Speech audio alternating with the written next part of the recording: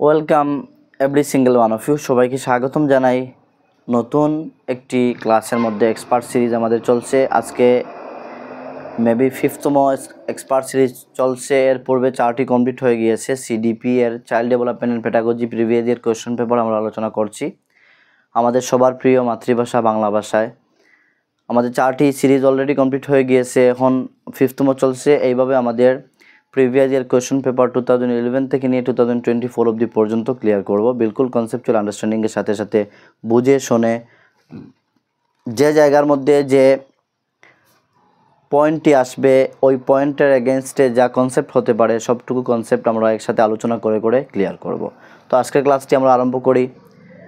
আজকের ক্লাসের মধ্যে আমরা মোস্ট ইম্পর্ট্যান্ট প্রশ্নগুলো আলোচনা করব। এর পূর্বে একটি কথা বলি, আপনারা মনে রাখবেন কথাটি, যে প্রশ্ন অলরেডি আলোচনা করা হয়ে গিয়েছে প্রায় ইয়ারের মধ্যে, প্রিভিয়াস ইয়ার কোয়েশ্চেন পেপারের মধ্যে অনেক প্রশ্নগুলো দেখা যায় যে অনেকবার রিপিট করে, এই প্রশ্নগুলো আলোচনা করা হবে না। এই জন্য প্রত্যেক each and every expert series important হবে।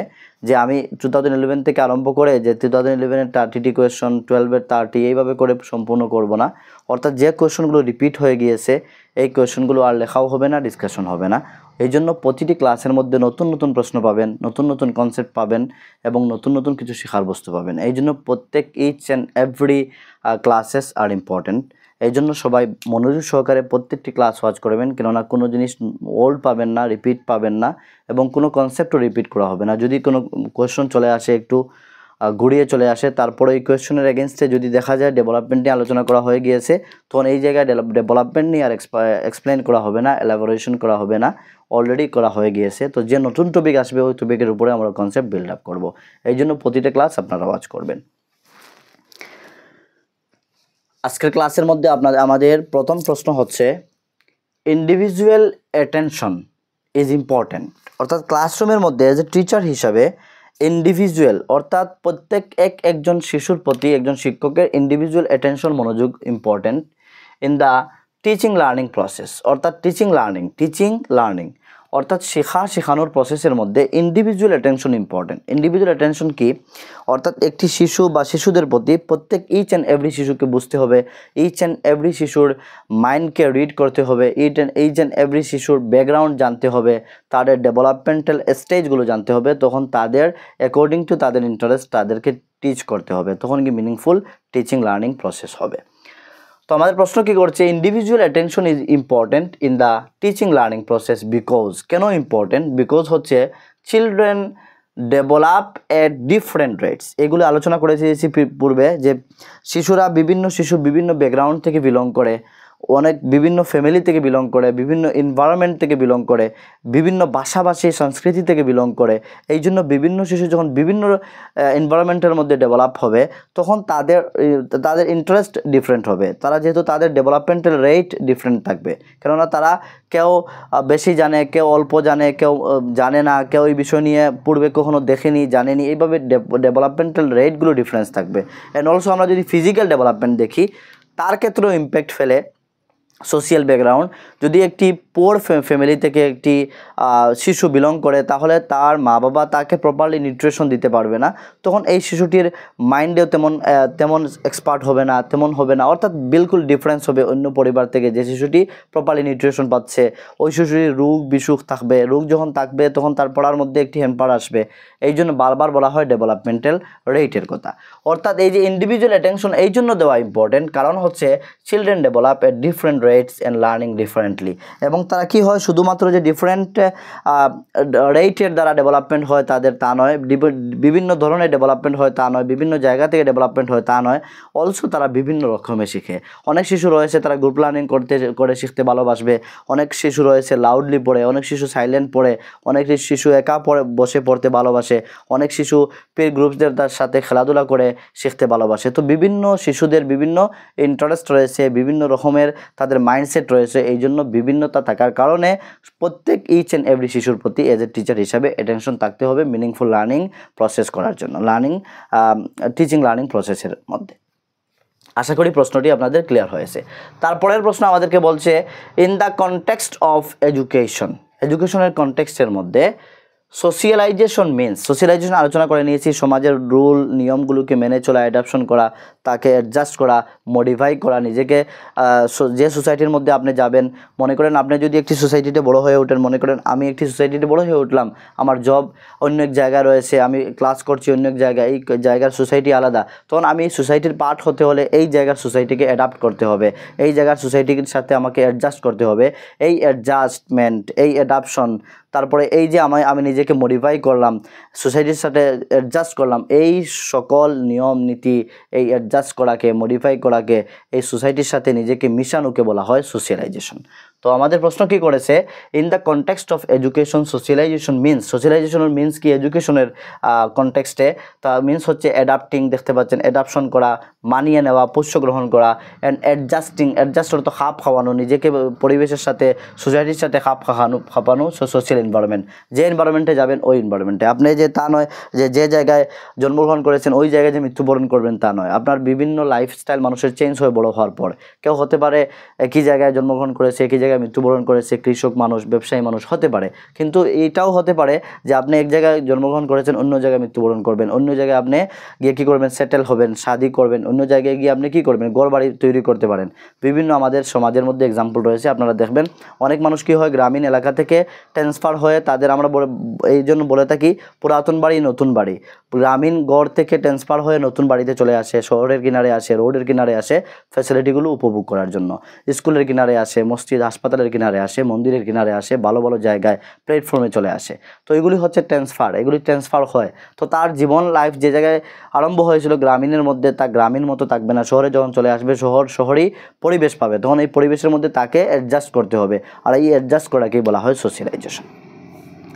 তারপর আমাদের নেক্সট এক্সাম্পল হচ্ছে কি, ইনভলভিং দ্যাম, এই জায়গায় আমাদের কোয়েশন, অ্যাকর্ডিং টু কলবার্গ একজন থিওরিস্ট, কলবার্গ থেকে আমাদের অনেকটা কনসেপ্ট ক্লিয়ার করতে হবে, এই জায়গায় অনেকগুলো প্রশ্ন আসে, আমরা ক্লিয়ার করব। অ্যাকর্ডিং টু কলবার্গের মতে, a teacher can install moral values in children by, শিশুদের মধ্যে কিভাবে মোরাল ভ্যালু অর্থাৎ নৈতিকতা কিভাবে ইনস্টল করতে পারেন, অ্যাকর্ডিং টু কলবার্গস কী হবে আমাদেরকে আস্কিং করছে।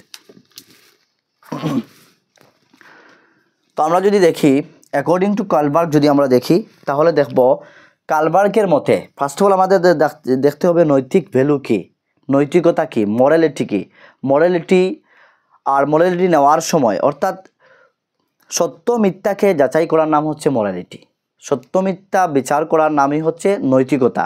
সত্যকে বোঝা, সত্য ভুল, সত্য মিথ্যা তা বোঝার ক্যাপাসিটিকে বলা হয়, যে ক্যাপাসিটি তাকে বলা হয় নৈতিকতা, বা তাকে বলা হয় এই সত্যকে অ্যাকসেপ্ট করাকে নৈতিকতা বলা হয়, তাকে মরালিটি বলা হয়, মরাল রিজনিং বলা হয়। আর এই যে মরাল সিদ্ধান্তটি, নৈতিক সিদ্ধান্ত গ্রহণ করার ক্ষেত্রে আমরা যে চিন্তা শক্তি ব্যবহার করে থাকি, এই চিন্তা শক্তিকে বলা হয় মরাল রিজনিং। মনে রাখবেন, মরাল সিদ্ধান্ত নেওয়ার ক্ষেত্রে, মরাল ডিসিশন নেওয়ার ক্ষেত্রে আমরা যে চিন্তা শক্তি আমরা ব্যবহার করি, থিঙ্কিং করি, এই থিঙ্কিংকে বলা হয় মরাল রিজনিং। আর এই কলবার্গ উনি শিশুদের মধ্যে গিয়ে শিশুদেরকে এক্সপেরিমেন্ট করে কোনো গল্পের দ্বারা, হাইনজের একটি গল্প রয়েছে, এই গল্পের দ্বারা যখন শিশুদের কাছ থেকে তিনি প্রশ্ন জানলেন, তাদের উত্তর প্রশ্ন করলেন, জবাব পেলেন, তারপর তিনি সিদ্ধান্ত নিয়েছিলেন যে 3টি স্টেজ দিয়েছিলেন কলবার্গ। এই 3টি স্টেজ আমরা সম্পূর্ণ দেখি কী কী রয়েছে। নাম্বার 1 হচ্ছে pre conventional, conventional and post conventional. এই 3টির মধ্যে আবার 6টি লেভেল দিয়েছিলেন। একটি হচ্ছে পানিশমেন্ট ওবিডিয়েন্স, সেকেন্ড হচ্ছে টিট ফর টাট অথবা মিউচুয়াল এক্সচেঞ্জ বলা হয়, থার্ড হচ্ছে nice boy good girl, fourth হচ্ছে সেকেন্ড স্টেজের ফোর্থ হচ্ছে social orientation, social law and order orientation, আর ফিফথ হচ্ছে social contact orientation, individual fight, and sixth হচ্ছে ইউনিভার্সাল ইথিক্যাল প্রিন্সিপাল। এগুলো আমরা বিস্তারিত একটু বুঝি, কেননা এই জায়গা থেকে প্রশ্ন আমাদের ক্রিয়েট হয়।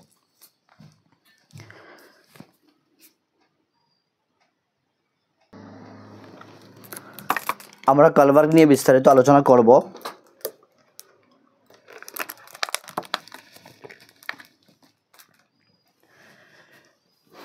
যেহেতু এই 2টি কোয়েশন আমরা ডিসকাশন করে নিয়েছি, এই 2টি কোয়েশনের জায়গাটা ইরেজ করে নেই, তাহলে এই জায়গায় আমরা আলোচনা করতে পারবো।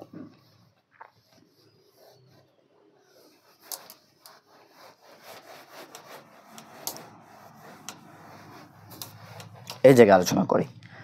তো কালবার্গ তিনি কি দিয়েছেন, তিনি মরাল ডেভেলপমেন্টের মধ্যে অর্থাৎ একটি শিশুর কিভাবে নৈতিক ডেভেলপমেন্ট হয় এই নৈতিক ডেভেলপমেন্টের মধ্যে 3টি স্টেজ দিয়েছেন। নাম্বার 1 হচ্ছে প্রি কনভেনশনাল, নাম্বার 2 হচ্ছে কনভেনশনাল, নাম্বার 3 হচ্ছে পোস্ট কনভেনশনাল। এই 3টি স্টেজ তিনি দিয়েছেন। প্রত্যেকটি স্টেজের মধ্যে 2টি করে তিনি লেভেল দিয়েছেন। নাম্বার 1 স্টেজ যে রয়েছে প্রি কনভেনশনাল কখনো এক্সামে আস্কিং করে এজ কতটা হয়েছে থাকে। প্রি কনভেনশনাল স্টেজের মধ্যে একটি শিশুর এজ থাকে 4 to 10 ইয়ার্স, মনে রাখবেন 4 to 10 ইয়ার্স। কনভেনশনাল লেভেলের মধ্যে একটি শিশুর বয়স থাকে 10 to 13 ইয়ার্স। পোস্ট কনভেনশনাল লেভেলে একটি শিশুর বয়স থাকে, অর্থাৎ পোস্ট কনভেনশনাল লেভেলে একটি ব্যক্তির বয়স থাকে 13 থেকে অ্যাবাভ, অর্থাৎ মিনিমাম রয়েছে 13 ইয়ার্স পোস্ট কনভেনশনাল লেভেলের মধ্যে, কিন্তু ম্যাক্সিমাম 60 হতে পারে, 70 হতে পারে, যা জীবন অবধি পর্যন্ত অর্থাৎ শেষ মরণ অবধি পর্যন্ত হচ্ছে পোস্ট কনভেনশনাল লেভেলকে ধরা হয়। তো এই জায়গায় আমরা প্রত্যেকটি লেভেল থেকে কী কী প্রশ্ন এসেছিল প্রিভিয়াস ইয়ার, যা কথা বলবো তা প্রিভিয়াস ইয়ার কোশ্চেন থেকে কথা বলবো, কেননা প্রিভিয়াস ইয়ার কোশ্চেনগুলো আমার একদম মেমোরাইজের মতো হয়ে গিয়েছে। প্রিভিয়াস ইয়ার কোশ্চেন 2011 থেকে নিয়ে 2024 অবধি পর্যন্ত বিলকুল প্রত্যেক ইচ অ্যান্ড এভরি ইয়ারের কী কী প্রশ্ন এসেছিলো সবটুকু বলতে পারবো। তো জাস্ট আপনাদের সাথে আলোচনা করতে করতে, আপনাদের সাথে এগুলো নিয়ে ডিসকাশন করতে করতে বিলকুল মাইন্ডে সেট আপ হয়ে গিয়েছে। এই জন্য আমি প্রত্যেকটি পয়েন্টকে এক্সপ্লেন করব এক্সপিরিয়েন্স দিয়ে এবং কনসেপচুয়াল আন্ডারস্ট্যান্ডিংয়ের সাথে সাথে। প্রত্যেকটি স্টেজকে 2টি করে তিনি লেভেল দিয়েছেন। নাম্বার 1 লেভেল হচ্ছে পানিশমেন্ট অবিডিয়েন্স। আমি শর্ট বলে দেখছি, যেখানে না জায়গা শর্ট রয়েছে বুঝিয়ে দেব। অবিডিয়েন্স। নাম্বার 2 হচ্ছে ইন্ডিভিজুয়াল এক্সচেঞ্জ।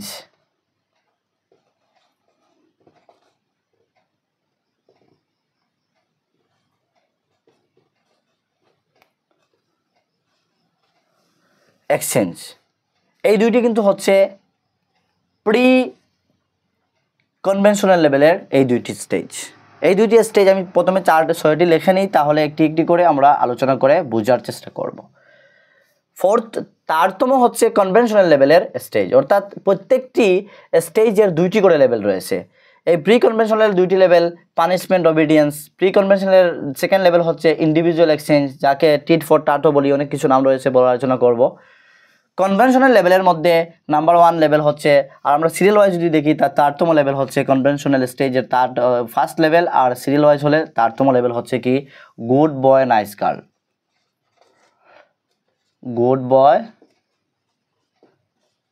গার্ল। ফোর্থতম লেভেল হচ্ছে এই কনভেনশনাল লেভেলের law and order orientation.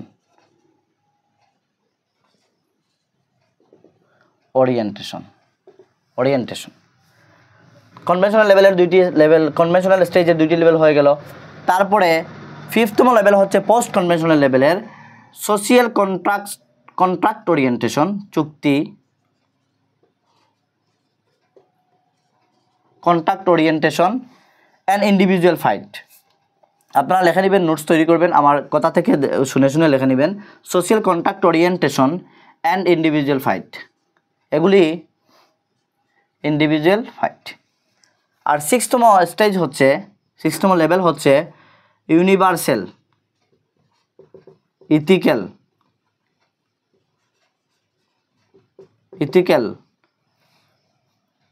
Orientation. এই 6টি লেভেল নিয়ে আমরা আলোচনা করব। মনে রাখবেন এই 2টি হচ্ছে পোস্ট কনভেনশনাল, এই 2টি হচ্ছে কনভেনশনাল লেভেলের, আর এই 2টি হচ্ছে প্রি কনভেনশনাল লেভেলের। এগুলো তো জাস্ট আমাদের প্রশ্নের মধ্যে এসেছে, তাই প্রশ্নের আসার কারণে আমরা আলোচনা করছি, মেইন কনসেপ্টটুকু আলোচনা করছি। কিন্তু আপনারা যদি বিলকুল কনসেপ্ট পেতে চান, প্লেলিস্টে ক্লাসেস রয়েছে কালবার্গ নিয়ে, পিয়াজেট নিয়ে, হাওয়ার্ড গার্ডনার নিয়ে, প্রত্যেকজন থিওরিস্ট নিয়ে যাদের থেকে প্রশ্ন তৈরি হয় এক্সামের মধ্যে আসে, কনসেপচুয়াল ক্লাস রয়েছে। বিলকুল জাস্ট কালবার্গ নিয়ে যে ক্লাসে আলোচনা করেছি, মেবি কালবার্গ সেন বন্ধুরা, আলবার্ট বন্ধুরা একজন রয়েছেন থিওরিস্ট, ওনাকে নিয়ে একটি ক্লাসের মধ্যে আলোচনা করেছি।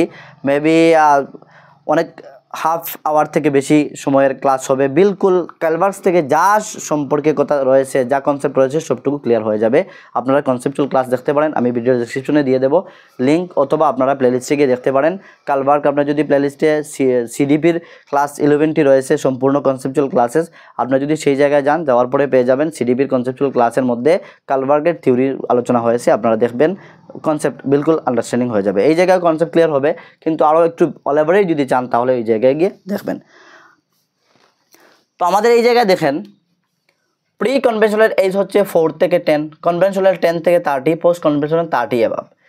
প্রথম যে স্টেজ রয়েছে, এর পূর্বে একটি স্টোরি শোনায়, হাইন্স ডিলেমা বলে একটি স্টোরি রয়েছে কালভার্গের।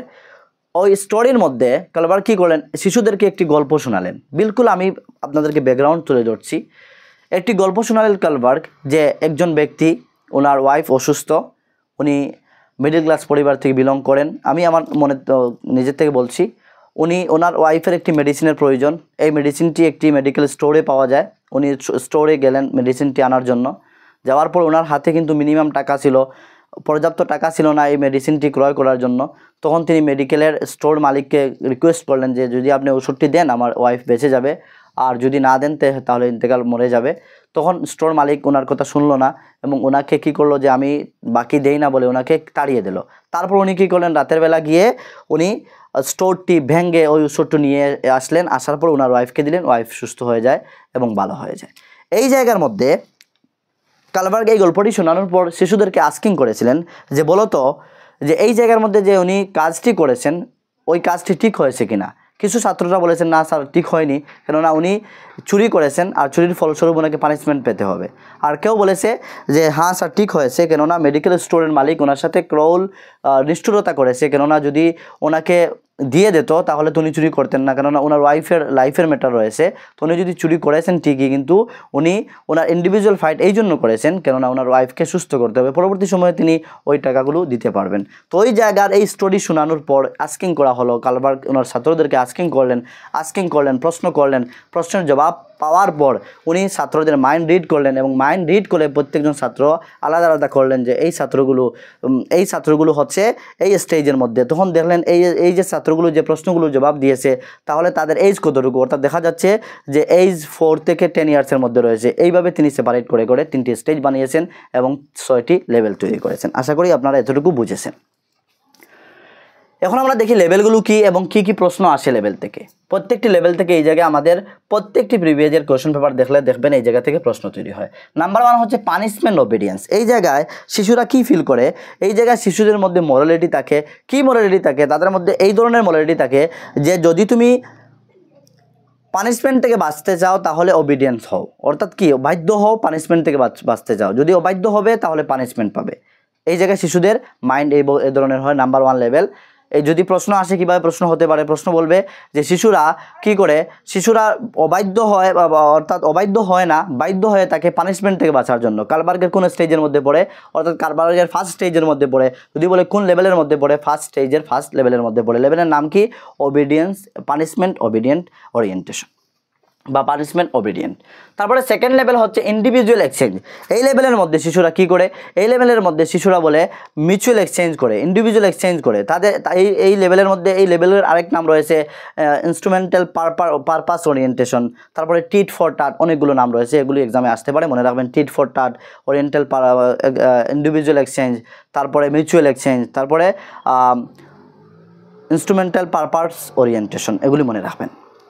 তো এই স্টেজের মধ্যে শিশুরা কি করে, শিশুরা বলে যে তুমি কি করো, তুমি আজকে আমি তোমাকে জল পান করাবো, তুমি আমাকে তোমার খাতাটি দাও, অথবা কালকে আমি তোমাকে টিফিন শেয়ার করেছিলাম, আজকে তুমি আমার টিফিনটি আমার সাথে শেয়ার করো, অথবা আমরা এক্সচেঞ্জ করে যে তুমি আমার রবারটি নিয়ে নাও, তোমার পেনটি আমাকে দিয়ে দাও, এইভাবে এক্সচেঞ্জ করে এই স্টেজের মধ্যে। তো এই লেভেলটি আমরা বুঝেছি।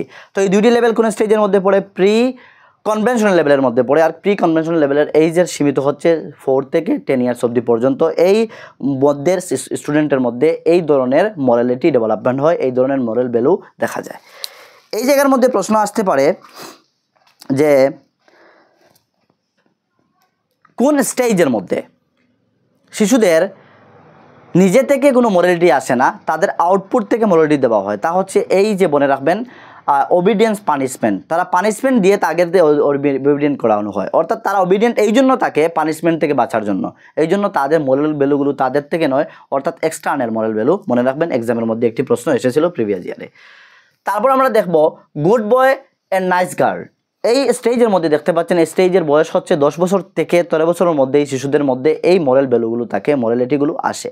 এই স্টেজের মধ্যে শিশুদেরকে কি বলা হয়, এই স্টেজের মধ্যে শিশুরা কি করে যে তাদের মানুষ ভালো বলবে, এই জন্য তারা কাজ করে থাকে।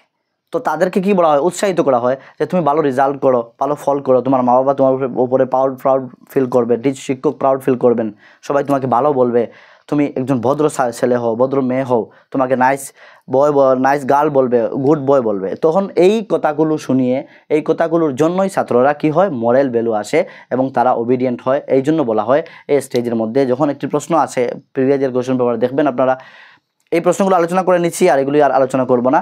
যে যদি কোনো শিশু তার মা বাবা তাকে নাইস বলবে মনে করে, সে কী করে, সে পড়াশোনা করে ভালো রেজাল্ট করে, তাহলে কোন কালবার্গের কোন স্টেজের মধ্যে পড়ে, সেকেন্ড স্টেজ কনভেনশনাল স্টেজের মধ্যে। তার বয়সের সীমিত সময় হচ্ছে 10 থেকে 13 বছর বয়স অবধি পর্যন্ত।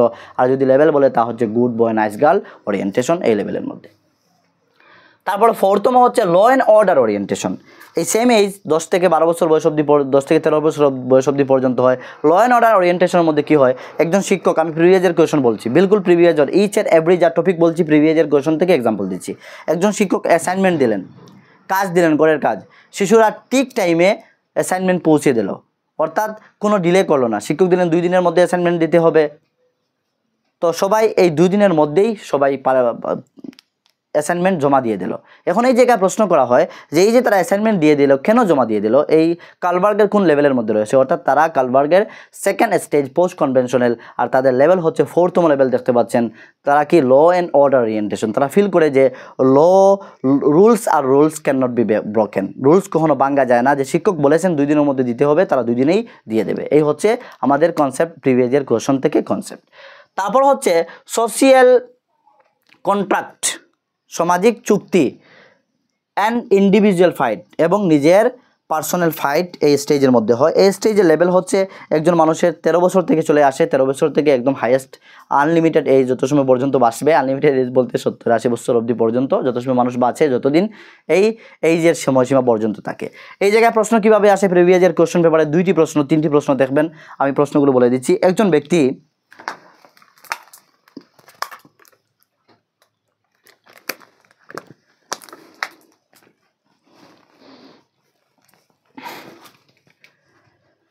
ব্যক্তি সে ট্যাক্স দেয় না, সে বলে যে গভর্নমেন্টকে ট্যাক্স দিয়ে কী করব, করাপ্টেড গভর্নমেন্ট, সে বেহুদা ড্যাম তৈরি করে, প্রিভিয়াসের কোশ্চেন পেপারের কথা বলছি, বেহুদা ড্যাম তৈরি করে, তারপরে ব্রিজেসগুলো তৈরি করে, তারপরে 5 বছর পরে ভেঙে দেয়, ফেলে দেয়। বর্তমান সিচুয়েশন এইরকম চলছে, দেখতে পাচ্ছেন বিহারের মধ্যে বিভিন্ন জায়গায় নতুন নতুন পুল তৈরি করা হয়েছে, ইঞ্জিনিয়াররা ফ্রড করেছে, গভর্নমেন্ট তো টাকা দিয়েছে, কিন্তু যারা কন্ট্রাক্টর ছিল, ইঞ্জিনিয়ার ছিল, তারা কী করেছে, মারিং করেছে, একদম কম টাকায় তৈরি করেছে। এখন 5 ইয়ার্সের মধ্যে 52 করোড়ের পুল ভাঙ্গা হচ্ছে, আবার তৈরি করতে হবে, বিলকুল লস হচ্ছে, আমাদের দেশের লস হচ্ছে, আর ওভারঅল যদি লস হয় আমাদেরই লস। আর এই ট্যাক্সেস নিয়েই সরকার চলে, মানুষের জব দেয়, আমাদের কাছ থেকে ট্যাক্স। আর ট্যাক্স কীভাবে নেয়, আমরা যারা মিডল ক্লাস পরিবার থেকে বিলং করি, লোয়ার ক্লাস থেকে, হায়ার ক্লাস থেকে, আমাদের খাদ্যের প্রয়োজন, আমাদের পোশাকের প্রয়োজন, আমাদের সব কিছুর প্রয়োজন, তো প্রয়োজন মেটাতে গিয়ে আমরা মার্কেট থেকে তা ক্রয় করি, আর মার্কেটের মধ্যে প্রত্যেকটা বস্তুর সাথে ট্যাক্স আছে, আর এই ট্যাক্সগুলো নিয়ে সরকার চলে, সবাইকে জব দেয়, যে দান সবগুলো হয়। সরকার কিন্তু রিজার্ভ ব্যাংক থেকে টাকা বানায় না, সে নিজে চাইলেও বানাতে পারবে না। একটি শেয়ার মার্কেটের সাথে সম্পর্ক আছে, ইকোনমিকের ক্লাস তার জায়গায় আলোচনা করছি না। তো আলটিমেট আমাদেরই লস। তো এই জায়গায় একজন ব্যক্তি ফিল করেন এবং বলেন যে করাপ্টেড সরকারকে আমি ট্যাক্স দেবো না, এই জন্য উনি দেন না। তো এই প্রশ্নের এগেনস্টে বলে যে উনি কালবার্গের কোন স্টেজের মধ্যে রয়েছেন, অর্থাৎ উনি social contract orientation and individual ফাইটের এই স্টেজের মধ্যে রয়েছেন। তারপরে আরেকটি প্রশ্ন আছে যে সোশ্যাল জাস্টিস, তারপরে ইকুয়ালিটি, এগুলি কোন স্টেজের মধ্যে আসে, এগুলি সর্বশেষ যে লেভেল রয়েছে পোস্ট কনভেনশনালের 6তম লেভেল, তা হচ্ছে ইউনিভার্সাল ইথিক্যাল প্রিন্সিপাল, অর্থাৎ সবার জন্য সর্বজনীয় ইথিক, সর্বজনীয় রুলস, এগুলি হচ্ছে ইউনিভার্সাল ইথিক্যাল প্রিন্সিপালের মধ্যে আসে। আশা করি কালবার্গসের এই জায়গা থেকে আপনাদের কনসেপ্ট ক্লিয়ার হয়ে যাবে। আরও একটি ছোট্ট কথা আপনাদেরকে বলতে হবে, কেননা কালবার্গসের একজন ছাত্রী ছিল, তার নাম ছিল ক্যারল গিলিগন, মনে রাখবেন। কালবার্গের একজন ছাত্রী ছিল, তার নাম ক্যারল গিলিগন। ক্যারল গিলিগন ক্রিটিসাইজ করেছেন কালবার্গের এই থিওরিকে কেন ক্রিটিসাইজ করেছেন? তিনি বলেছেন যে কালবার্গ জেন্ডার বায়াস থিওরি দিয়েছেন, অর্থাৎ তিনি শুধু মেল স্যাম্পলকে নিয়েছেন, অর্থাৎ পুরুষদেরকে নিয়েছেন, মহিলাদের নিয়ে এই জায়গায় কথা বলেননি। এই জন্য ওনার ছাত্রী কালবার্গের ছাত্রী ক্যারল গিলিগন উনি বলেছেন এই থিওরিকে জেন্ডার বায়াস থিওরি। কখন এক্সামে আসে জেন্ডার বায়াস থিওরিকে বলেছেন ক্যারল গিলিগনকে, ইনি হচ্ছেন কালবার্গের একজন ছাত্রী। তো তিনি কি বলেছেন? জেন্ডার বায়াস এই জন্য বলেছেন, জেন্ডার বায়াস আমরা পূর্বের ক্লাসে দেখেছি যে পার্টিকুলার একটি জেন্ডারের দিকে দাবিত হওয়ার নামই হচ্ছে জেন্ডার বায়াস। এই জন্য বলেছেন যে উনি শুধু মেল স্যাম্পল নিয়েছিলেন, অর্থাৎ পুরুষদেরকে নিয়ে এক্সপেরিমেন্ট করেছিলেন, মহিলাদেরকে নেওয়া হয়নি। এই জন্য ক্যারল গিলিগন বলেছিলেন যে জেন্ডার বায়াস এই থিওরিটিকে। তো আশা করি কালবার্গের এই প্রশ্নের জবাব আপনারা পেয়ে গিয়েছেন, বিলকুল কনসেপ্ট আমাদের ক্লিয়ার হয়ে গিয়েছে। আমাদের প্রশ্নের মধ্যে চলে আসি। According to Kohlberg and a teacher can install moral value in চিলড্রেনের মধ্যে কীভাবে মরাল ভ্যালু ইনস্টল করবেন, involving them in discussion on moral issue নিয়ে যদি ক্লাসরুমের মধ্যে একজন শিক্ষক কী করেন ডিসকাশন করেন, তখন শিশুদের মধ্যে মরাল ভ্যালু চলে আসবে। ওই যে কালবার্গ যেভাবে গল্প শুনিয়েছিলেন, তখন গল্প শোনার পর শিশুদের মধ্যে অনেক চিন্তা এসেছে। কেউ বলেছে হাইন্সকে চুরি করা উচিত ছিল না, কেউ বলেছে করেছে, ভালো করেছে। এইভাবে তিনি কি করেছেন ডিসকাশনের দ্বারা মোরাল ভ্যালু কি করেছেন ইনস্টল করেছেন শিশুদের মধ্যে। তারপর আমাদের প্রশ্ন হচ্ছে a teacher makes use a variety of task to cater to the different learning styles of her learner she is influenced by। এই জায়গায় আমাদেরকে কি বলছে? আমাদেরকে বলছে যে একজন শিক্ষক ভালো করে প্রশ্ন বুঝতে হবে। এক্সামে গিয়ে যদি প্রশ্ন বোঝার ক্যাপাসিটি না থাকে তাহলে অসুবিধায় পড়ে যাবেন। এই জন্য আমি ইংলিশ লিখছি যাতে বেশিরভাগ ছাত্র হিন্দি জানে না, হিন্দি পড়তে অসুবিধা হয়, অনেক হার্ড শব্দ রয়েছে, আপনারা প্রনাউন্সিয়েশন করতে অসুবিধা হবে। যারা হিন্দি জানেন খুবই ভালো, কিন্তু সিটেটের এক্সাম পেপারের মধ্যে হিন্দি আর ইংলিশ দুইটি ল্যাঙ্গুয়েজ থাকে, তো ইংলিশ সবথেকে ইজি হয় আমার মতে। তো ইংলিশ পড়লে ভালো হবে, এই জন্য আমি ইংলিশ প্রশ্নগুলো আপনাদেরকে বুঝিয়ে দিই, এইভাবে প্রশ্ন পেয়ে যাবেন এক্সামে গিয়ে। এ টিচার একজন শিক্ষক মেক্স তৈরি করে ইউজ অফ এ ভ্যারাইটি বিভিন্ন বস্তু তৈরি করেন ইউজ করার জন্য অফ টাস্ক হিসাবে কাজ হিসাবে to cater to the different learning style বিভিন্ন লার্নিং স্টাইলকে কী করার জন্য তাকে ক্যাটার করে অগ্রসর হওয়ার জন্য অফ হার লার্নিং তার লার্নিংয়ের মধ্যে শি ইজ ইনফ্লুয়েন্সড বাই কার দ্বারা তিনি ইনফ্লুয়েন্স হয়েছেন। অর্থাৎ আমরা যদি দেখি হাওয়ার্ড গার্ডনার বলে একজন থিওরিস্ট রয়েছেন, উনি আটটি ইন্টেলিজেন্সি দিয়েছেন, যাকে মাল্টিপল ইন্টেলিজেন্সি বলা হয় অথবা যাকে মাল্টিপল ডাইমেনশনাল ইন্টেলিজেন্স বলা হয়। তো এই জায়গার মধ্যে প্রশ্ন কি আসে আমরা হাওয়ার্ড গার্ডনার থেকে প্রশ্ন আলোচনা করতেই হবে। কনসেপ্ট রয়েছে, কনসেপচুয়াল ক্লাস এলাবোরেট রয়েছে, এই জায়গায় বেশি এলাবোরেট করবো না, জাস্ট মেইন পয়েন্টগুলো আলোচনা করব। আপনারা গিয়ে দেখতে পারেন, আমি পূর্বে বলেছি কনসেপচুয়াল প্রতিটা সিডিবির ক্লাস রয়েছে। আর সিডিবি যদি বুঝে যান তাহলে মনে করেন সিটেটের 50% আপনাদের কভার হয়ে গিয়েছে, 50% নয় 60-70% কভার হয়ে গেছে, মাত্র 30% রয়েছে। তো একজন শিক্ষক বিভিন্ন লার্নিং স্টাইল তৈরি করেন শিশুদের মিনিংফুল লার্নিং করার জন্য, কার দ্বারা তিনি ইনফ্লুয়েন্স হয়েছেন, প্রভাবিত হয়েছেন। তো এই জায়গায় আনসার হবে হাওয়ার্ড গার্ডনার নিয়ে আমাদের জানতে হবে। হাওয়ার্ড গার্ডনার তিনি 8টি মাল্টিপল ইন্টেলিজেন্সি দিয়েছেন, অর্থাৎ তিনি শিশুদেরকে ভাগ করেছেন যে এই ধরনের ইন্টেলিজেন্সি শিশুদের মধ্যে থাকে। তখন এই ধরনের যদি ইন্টেলিজেন্সি থাকে তাহলে শিক্ষক এজ এ শিক্ষক হিসাবে টিচার হিসাবে তিনি কী করতে পারবেন, ভ্যারাইটি অফ লার্নিং স্টাইল তৈরি করতে হবে যাতে করে শিশুদেরকে মিনিংফুল লার্নিং দিতে পারেন। যে ইন্টেলিজেন্স থেকে যে শিশুরা বিলং করে তাদেরকে ওই লার্নিং টুলস দিয়ে এইডস দিয়ে যাতে তাদেরকে শিক্ষা দিতে পারেন। এই জন্য হাওয়ার্ড গার্ডনার দিকে আমরা দেখি, হাওয়ার্ড গার্ডনার থেকে আমাদের কী জানা প্রয়োজন। নাম্বার 1, হাওয়ার্ড গার্ডনার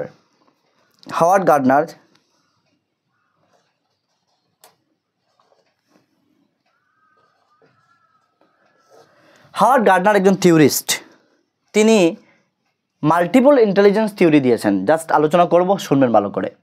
তিনি একটি বুক লিখেছিলেন,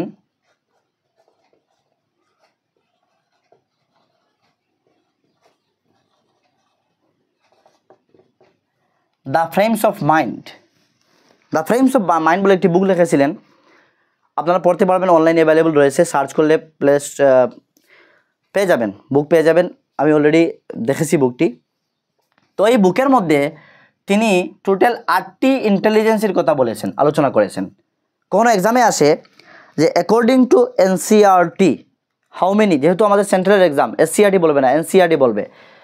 এনসিইআরটির মতে কতটি ইন্টেলিজেন্সি রয়েছে? এই হাওয়ার্ড গার্ডনারের যে 8টি ইন্টেলিজেন্সি রয়েছে তা এনসিইআরটির মতে অ্যাকসেপ্ট করা হয়েছে, অর্থাৎ এনসিইআরটি বলছে 8টি রয়েছে। হাওয়ার্ড গার্ডনার পরবর্তী সময় আরও দিয়েছিলেন, অর্থাৎ এই বুকের মধ্যে তিনি 8টি ইন্টেলিজেন্সি দিয়েছিলেন। আর এই বুকটি পাবলিশ হয়েছিল 1986-এ, মনে রাখবেন 1986-এ বুকটি পাবলিশ হয়েছিল।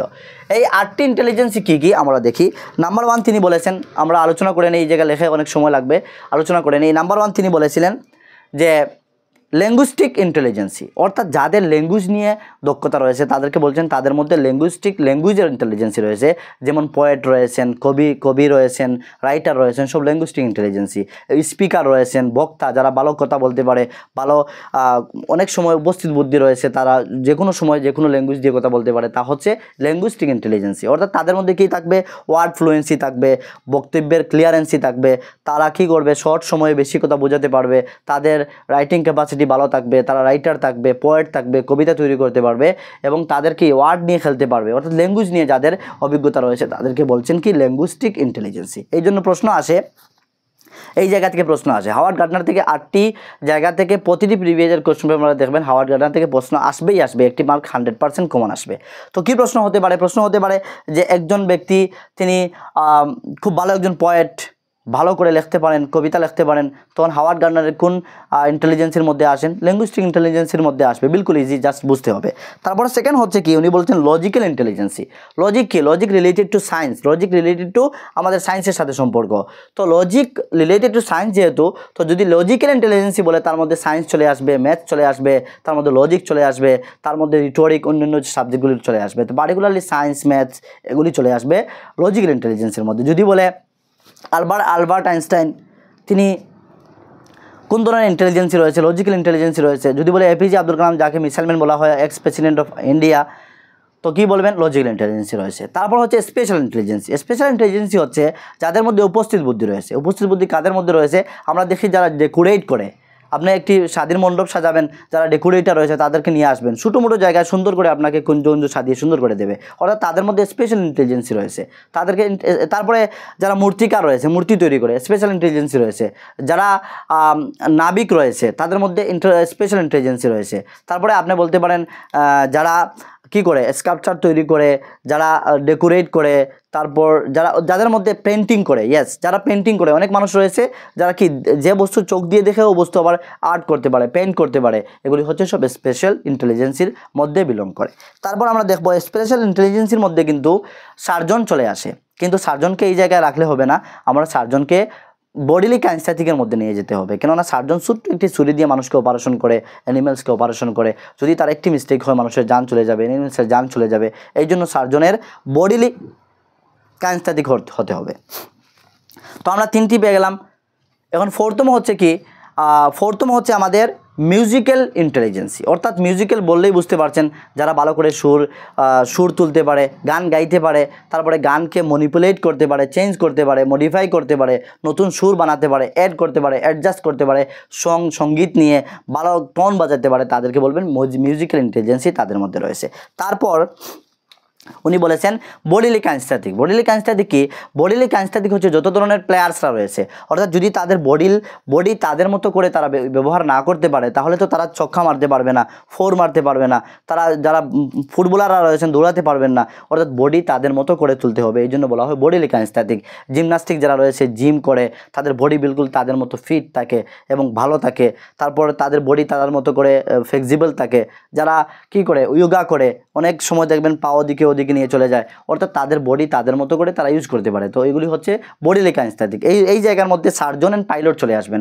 পাইলটের বডিলি কাইনেস্থেটিক যদি না থাকে, বডির পার্টগুলো যদি জাম থাকে, তাহলে তিনি প্লেন চালাতে পারবেন না। পাইলট বলতে লোকো পাইলট হতে পারে, প্লেনের পাইলট হতে পারে, লোকো পাইলট ট্রেনের পাইলটকে বলা হয়, আর প্লেনের পাইলট হতে পারে। আর সার্জন যারা, ওনার হাতের যদি এই মোটর ডেভেলপমেন্ট যদি প্রপারলি না হয়, ফাইন মোটর, গ্রস মোটর দেখেছি, প্রপারলি যদি ফাইন মোটর ডেভেলপমেন্ট না হয়, তো মানুষের অপারেশন করার সময় নাড়ি বুড়ি কেটে দেবেন। এই জন্য উনি বডিলি কাইনেস্থেটিকের মধ্যে চলে আসবে। আপনার এই যে হাতটুকু এতটা বারিকির সাথে অপারেশন করতে হবে যাতে মানুষের কোনো ক্ষতি না হয়, এই জন্য উনি চলে আসবেন কোন জায়গায়? বডিলি কাইনেস্থেটিকের মধ্যে। তারপর আমাদের 5টি হয়ে গেল, তারপর 3টি রয়েছে। একটি হচ্ছে ইন্ট্রা পার্সোনাল আর ইন্টার পার্সোনাল। এই জায়গায় বুঝবেন intra and inter, INTRA intra, আর INTER, এই কথাটি বুঝবেন ভালো করে। ইন্টার আর ইন্ট্রা, ইন্ট্রা হচ্ছে নিজের মধ্যে, ইন্ট্রা হচ্ছে নিজের মধ্যে। আমি যদি বলি ডায়েটের মধ্যে একটি প্রোগ্রাম হবে, ইন্ট্রা ডায়েটের মধ্যে 2-3টি সেমিস্টার মিলিয়ে হবে। আর যদি বলি ইন্টার ডায়েট, তাহলে হবে কি যে এই জায়গার মধ্যে যা ডায়েট রয়েছে এই ডিস্ট্রিক্টগুলির মধ্যে, আসামের মধ্যে সব ডায়েট মিলে হবে। ইন্টার হচ্ছে বাইরে, আভ্যন্তরীণ, আর ইন্ট্রা হচ্ছে নিজের মধ্যে। মনে রাখবেন, ইন্ট্রা অ্যান্ড ইন্ট্রার মধ্যে এই জায়গায় কনফিউশন ক্রিয়েট হয়। তো একজন মানুষ ইন্ট্রা ইন্টেলিজেন্সি তখন হবে যখন সে নিজেকে বুঝতে পারবে। অর্থাৎ যেমন বৌদ্ধিস্ট যারা ওই যে মণিরা রয়েছেন তারা কী করেন, নিজেকে বোঝার জন্য গাছের মধ্যে তলায় গিয়ে তপস্যা করেন, গুহায় তপস্যা করেন। আমাদের ইসলাম ধর্মের মধ্যে যাদেরকে পীর বলা হয়, যাদেরকে সুফি সাধক বলা হয়, তারা কী করেন, দুনিয়ার জিন্দগি ছেড়ে বাদ দিয়ে হকিরি দরবেশ হন এবং আল্লাহ নিয়ে শুধু ব্যস্ত থাকেন এবং আল্লাহকে পেয়ে থাকেন। এই ধরনের মানুষকে বলা হবে ইন্ট্রা ইন্ডিভিজুয়াল, অর্থাৎ ইন্ডিয়া ইন্টেলিজেন্সই তাদের মধ্যে রয়েছে। আর ইন্টার হচ্ছে অন্যকে বোঝা কি, নাম্বার 1 আমি বলবো কি, যারা পলিটিশিয়ান রয়েছেন তারা অন্যকে ভালো করে বুঝতে পারে যে ভোটাররা কীরকম, ভোটারদেরকে তোমার উৎসাহিত করলে তারা আমাকে ভোট দেবে। ওরা সুন্দর করে গিয়ে স্টেজে বসে ভোটের পূর্বে বলবে আমি তোমাদেরকে রাস্তা বানিয়ে দেব, আমি তোমাদেরকে হাসপাতাল বানিয়ে দেব, স্কুল বানিয়ে দেব, সবাইকে জব দেব, এই জন্য বলবে। কিন্তু ভোটের পর তারা আরাম করবে, বাস, সবটুকু কিন্তু আদায় করে না। এগুলি হচ্ছে মানুষের মাইন্ড বুঝতে পারে। আপনারা বলতে পারেন পলিটিশিয়ান, কাউন্সিলর কী করেন, যারা এর বাদে ইন্টারভিউয়ার, যারা ইন্টারভিউ নেন, অন্যকে বুঝেন। তারপরে রিলিজিয়াস পারসন রয়েছেন, অন্যকে বুঝেন। এগুলি হচ্ছে সব ইন্টারপার্সোনাল মধ্যে চলে আসবে। তারপর আমরা যদি দেখি লাস্ট আমাদের সর্বশেষ 8তম হচ্ছে ন্যাচারালিস্টিক ইন্টেলিজেন্সের মধ্যে বোটানিস্ট, জিওলজিস্ট যারা রয়েছেন, গাছ বৃক্ষ তরুলতা নিয়ে যারা গবেষণা করেন, যারা ট্রাভেলার্স রয়েছেন, অনেকটা ভিজিটর রয়েছেন, অনেক জায়গায় আমরা প্রায় সময় যাই, অনেক জায়গায় গিয়ে দেখার জন্য যাই, তো এই জন্য নদী ইন্টেলিজেন্স রয়েছে।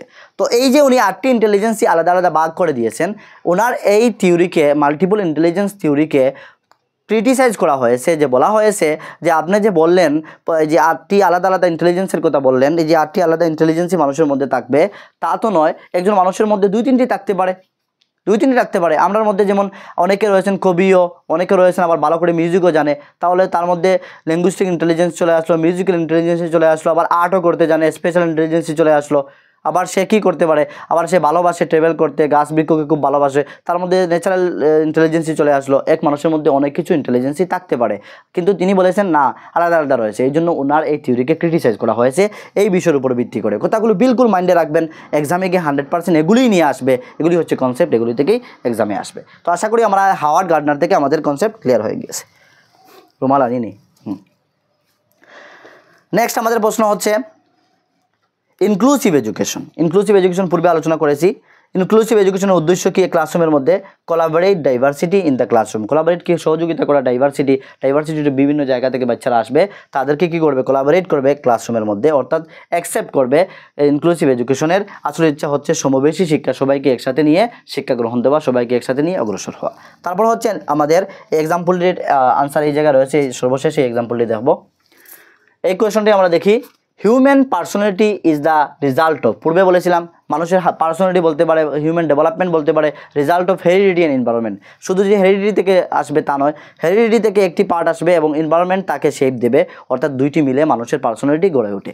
এনভায়রনমেন্টেরও বড় একটি মহত্বপূর্ণ গুরুত্ব রয়েছে। তো দেখতে পাচ্ছেন interplay between heredity and environment. তারপর আমাদের কোয়েশন হচ্ছে young learners should be encourage to interact with peer in the classroom so that, young learner যারা ছোটো ছোটো শিশুরা রয়েছে তাদেরকে শুড বি এনকারেজ, তাদেরকে উচিত এনকারেজ করা, উৎসাহিত করা, টু ইন্টারেক্ট, যাতে তারা একজন আরেকজনের সাথে ইন্টারেক্ট করে, অর্থাৎ কনভার্স করে, একজন আরেকজনের সাথে মিলামিশা করে, উইথ পিরস, তাদের বন্ধুদের সাথে, ইন দ্য ক্লাসরুমের মধ্যে। সো দ্যাট কেন করা হয়? তা হচ্ছে they learn social skill in the course of the স্টাডির পাশে তারা সোশ্যাল স্কিল শিখবে। কী সোশ্যাল স্কিল শিখবে? বন্ধু বান্ধবের সাথে কীভাবে কথা বলতে হয়, মানুষের সাথে কীভাবে চলতে হয়, বিভিন্ন কালচার তাদের মধ্যে চলে আসবে, বিভিন্ন ভাষাভাষী শিখবে, বিভিন্ন তরিকা শিখবে, বিভিন্ন রকমের কোয়ালিটি তাদের মধ্যে চলে আসবে, লিডারশিপ কোয়ালিটি আসবে, গ্রুপ ডিসকাশন কোয়ালিটি আসবে, তাদের অনেক কিছু সহানুভূতি আসবে, অন্যের দুঃখে নিজেকে দুঃখত করা, এগুলি সবগুলো তাদের মধ্যে সোশ্যাল স্কিল গড়ে উঠবে যদি তাদের বন্ধুদের মধ্যে ক্লাসরুমের মধ্যে ইন্টারাকশন করার সুযোগ করে দেওয়া হয়। তারপর হচ্ছে আমাদের question next, which of the following is a feature of progressive behaviour. Progressive behaviour কি? প্রগ্রেসিভ মিনস হচ্ছে কি অগ্রগতি, অগ্রগতি করা। আর তার বিহেভিয়ার কি, তার মেইন জয়ই হচ্ছে ফ্লেক্সিবিলিটি অ্যান্ড টাইম টেবল। মনে রাখবেন flexible time table and seating arrangement. অর্থাৎ প্রগ্রেসিভ এডুকেশন আমরা দেখব জন 2 থেকে আলোচনা করব, যখন পয়েন্ট আসবো তখন আলোচনা করব, বেশি লং হয়ে যাচ্ছে আজকের ক্লাসটি। বিলকুল আমরা ইম্পর্টেন্ট আলোচনা করেছি যা হয়েছে। অর্থাৎ প্রোগ্রেস মনে রাখবেন, প্রোগ্রেস যে জায়গায় আসবে এই জায়গায় ফ্লেক্সিবিলিটি আসবে, ফ্লেক্সিবল টাইম টেবিলিটি আসবে অ্যান্ড সিটিং অ্যারেঞ্জমেন্ট আসবে। তারপর হচ্ছে আমাদের learning display individual difference so teacher should. অর্থাৎ লার্নিং যদি কী করে, ডিসপ্লে করে, শো করে, দেখায় ইন্ডিভিজুয়াল ডিফারেন্স, বিভিন্নতা দেখা দেয়, তখন টিচার কী করবেন, teacher should provide a variety of learning experience. কী করবেন, যখন ওনার ক্লাসরুমের মধ্যে দেখবেন যে ইন্ডিভিজুয়াল ভ্যারাইটি রয়েছে, বিভিন্ন ধরনের বাচ্চারা রয়েছে, বিভিন্ন ধরনের শিশুরা, বিভিন্ন মাইন্ডের শিশুরা রয়েছে, তখন তিনি কী করবেন, ভ্যারাইটি অর্থাৎ বিভিন্ন ধরনের লার্নিং এক্সপিরিয়েন্স তিনি তাদেরকে প্রদান করবেন। তারপরে আমাদের এই আনসারটি হচ্ছে, এই কোয়েশনের আনসার, কোয়েশনটি হচ্ছে the emphasise from the teaching two learning can be shifted. পূর্বের যে টিচিং লার্নিং শিফটেড করা হয়েছে, কি পূর্বে আমাদের জানি টিচার সেন্টার্ড এডুকেশন ছিল, টিচার সেন্টার্ড এডুকেশনকে শিফট করে বর্তমানে অ্যাডাপ্টিং চাইল্ড সেন্টার্ড পেডাগজি, বর্তমানে অ্যাডাপ্টিং চাইল্ড সেন্টার্ড পেডাগজি করা হয়েছে। পূর্বে টিচার সেন্টার্ড অ্যান্ড চাইল্ড সেন্টার্ডকে দুইটি বাক্যের মধ্যে আপনাদেরকে বুঝিয়ে দিচ্ছি। টিচার সেন্টার হচ্ছে যে পূর্বের সময়ে আমরা যখন স্টাডি করেছি পাঠশালার মধ্যে, টিচার কী করতেন, আসতেন, এসে বসে বোর্ডে গিয়ে লেখাতেন 1-2টি শব্দ আর লেকচার দিতেন বা বলতেন তোমরা পড়াশোনা করো 1 2, পুরাটা দিন শুধু 1 2 3 গোনা হচ্ছে স্কুলে। পাঠশালার পড়ার কথা বলছি, আমি পাঠশালা থেকে বিলং করেছি, সরকারি স্কুলে পড়াশোনা করেছিলাম ছোট্টবেলায়, তো আমার এক্সপিরিয়েন্স রয়েছে। তারপর আমি ছোটোবেলা যখন একদম ক্লাস 2-3-তে পড়াশোনা করতাম, আমাদের হেড স্যার ছিলেন আজিজ মাস্টার, জি ওনার নাম ছিল আজিজ। তো উনি আমাকে কী করতেন, তখন থেকে আমি টিচিং করতাম। আমি যখন ক্লাস 2-তে পড়তাম, আমার মনে রয়েছে আমি তখন বোর্ডে লেখে লতা পাতা এগুলি লিখতাম বোর্ডের মধ্যে, তখন থেকে আমার টিচিংয়ের মধ্যে ইন্টারেস্ট ছিল। এবং তারপর তিনি বলতেন যে পারছে না তাদেরকে কান মলে দাও, কান মলে দিতাম, তারপরে হাত ময়লা হয়ে যেত, বিলকুল গিয়ে আমাদের স্কুলের পাশে একটি টিউব কল ছিল, ওই জায়গায় গিয়ে হাত ধোতাম। তো যাই হোক, তো আমার মনে আসছে কথাগুলো যে টিচার সেন্টার কী, তা টিচার সেন্টার্ড এডুকেশন কী, তা এডুকেশন সিস্টেম কী তা আপনাদেরকে বুঝিয়ে দিচ্ছি। অর্থাৎ শিক্ষক শুধু পড়াতেন, ছাত্রদের কোনো প্রাধান্য দেওয়া হতো না, ছাত্রদের প্রশ্ন করার দেওয়া হতো না, ছাত্ররা কি ইন্টারেস্ট রয়েছে, কীভাবে চায়, পড়তে হবে, শিখতে হবে, বিলকুল রিগিড স্ট্রিক্ট। এরপরে গদা রয়েছে, গদা বলতে বুঝছেন আপনার, ডান্ডা রয়েছে, স্টিক দিয়ে মারতেন। আর এখন সময়ে কী করা হচ্ছে, চাইল্ড সেন্টার্ড করা হয়েছে, অর্থাৎ শিশুকে প্রাধান্য দেওয়া হয়েছে। যে ব্যাকগ্রাউন্ডকে বিলং করবে ওই ব্যাকগ্রাউন্ড অনুসারে তাকে পড়াতে হবে, যে ভাষা জানে ওই ভাষায় তাকে পড়াতে হবে, অর্থাৎ রিজনাল ল্যাঙ্গুয়েজে শিশুদেরকে পড়াতে হবে, শিশুদের ভয়েসকে অ্যাকসেপ্ট করতে হবে। চাইল্ড সেন্টার তো পূর্বে আলোচনা করেছি, আলোচনা করার প্রয়োজন নেই। অর্থাৎ শিশুকে প্রাধান্য দেওয়া হয়েছে, শিশুকে কেন্দ্রের মধ্যে রাখা হয়েছে, টিচার সেন্টারের মধ্যে টিচারকে কেন্দ্রের মধ্যে রাখা হয়েছে, আর প্রেজেন্ট সময়ে চাইল্ড সেন্টারের মধ্যে শিশুদেরকে কেন্দ্রের মধ্যে রাখা হয়েছে। শিক্ষক শুধু ব্ল্যাকবোর্ডে দাঁড়িয়ে পড়ালে হবে না, তিনি গিয়ে প্রতিটি ছাত্রের পাশে বসতে হবে, ছাত্রকে প্রশ্ন করলে জবাব দিতে হবে, সুন্দর করে তাদেরকে বুঝিয়ে তাদের ডেভেলপমেন্টাল রেট অনুসারে তাদেরকে টিচিং করতে হবে। তো আশা করি আজকের ক্লাস থেকে আমরা অনেক কিছু আলোচনা করেছি, অনেক পয়েন্ট আলোচনা করেছি, অনেক কোয়েশ্চন আমরা আলোচনা করেছি, অনেক কোয়েশ্চন থেকে অনেকগুলো কনসেপ্ট আমাদের ক্লিয়ার হয়েছে। তো আপনারা যারা নতুন ওয়াচ করছেন, আপনারা সবাইকে বলবো আপনারা সাবস্ক্রাইব করবেন, যখন সাবস্ক্রাইব যদি না করেন, আর সবাই একটি করে লাইক করবেন, কমেন্ট করবেন। Thank you so much for watching.